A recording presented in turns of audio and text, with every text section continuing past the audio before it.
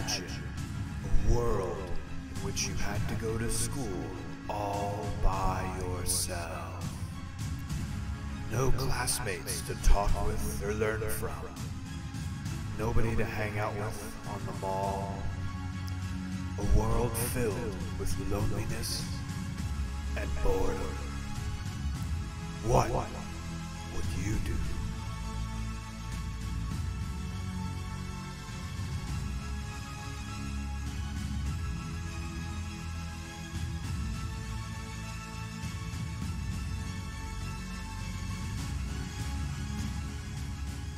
Let's be honest.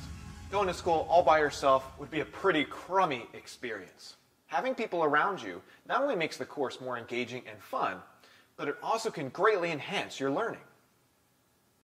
As a student, your primary job is to learn. And just like all things in life, the way that you learn and get better at something is through practice. This means that you really need to engage with all of your classes by actively participating, asking and answering questions, and collaboratively working with your classmates to build a cohesive and enriching learning environment. Let's consider an example. Imagine teaching a class where you couldn't see any students' faces. This makes it hard for the professor to gauge student interest and understanding, and it just makes things boring. With this in mind, we ask that you have your video on at all times during class unless you have special circumstances that require you to turn it off.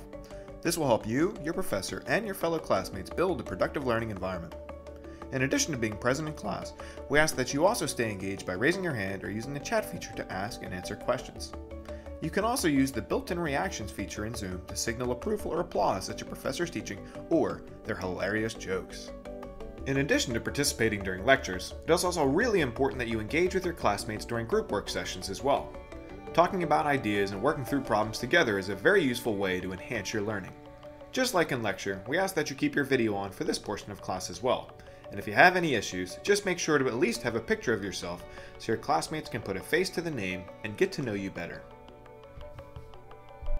After you've introduced yourself to your peers, you should familiarize yourselves with your work and figure out how to best collaborate with one another.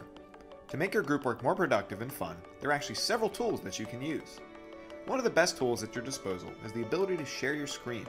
Screen sharing allows you to bring up a whiteboard or a picture of the problem that you and your classmates are working on.